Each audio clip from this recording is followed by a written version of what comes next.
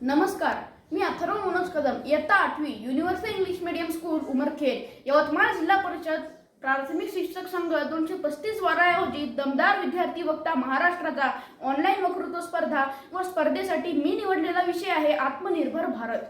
आज diesel, petrol 5 रुपयांनी वाढले, 10 रुपयांनी वाढले, पेट्रोलचे भाव गगनाला भिडले, इलेक्ट्रॉनिक वस्तूंच्या किमती खूप वाढल्या, खेळण्याच्या वस्तू महागल्या, अशा प्रकारचे अनेक वाक्य आपण दैनंदिन जीवनात ऐकत असतो। याचे कारण या सगळ्या बाबी भारत देश विदेशातून आयात करतो, त्यामुळे किमतीचे नियोजन आपल्याजवळ राहत नाही। या व अशा अनेक बाबींसाठी भारत देश विदेशावर अवलंबून आहे।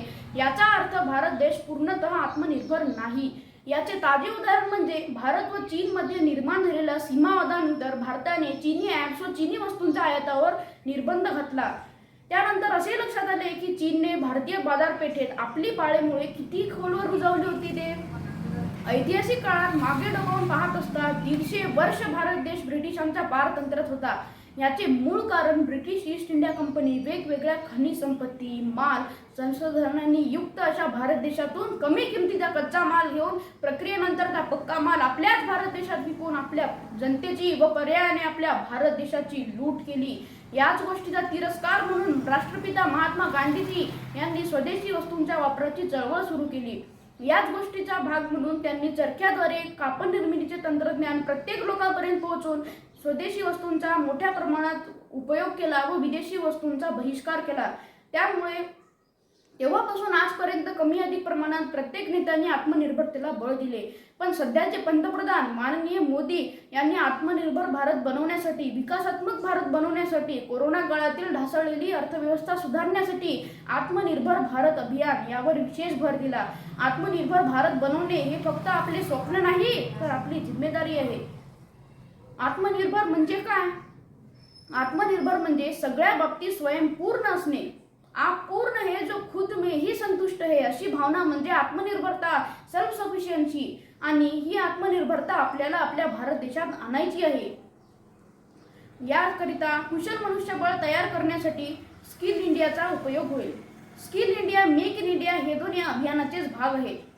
विदेशी वस्तूंचा आयात थांबवणे व भारतात उपलब्ध असलेल्या संसाधनांचा वापर करून वेगवेगळ्या गरजेच्या वस्तू बनवणे मेक इन इंडिया द्वारा माननीय पंतप्रधानांचा आहे। त्याकरिता कुशल मनुष्यबळ तयार करण्यासाठी स्किल इंडियाचा उपयोग होईल।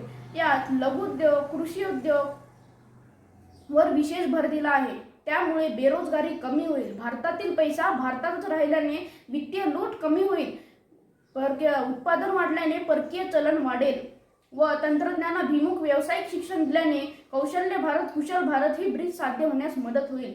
हा प्रकल्प पूर्ण करण्यासाठी यात भूमी, मजदूर, न्याय व्यवस्था यावर विशेष भर दिला आहे।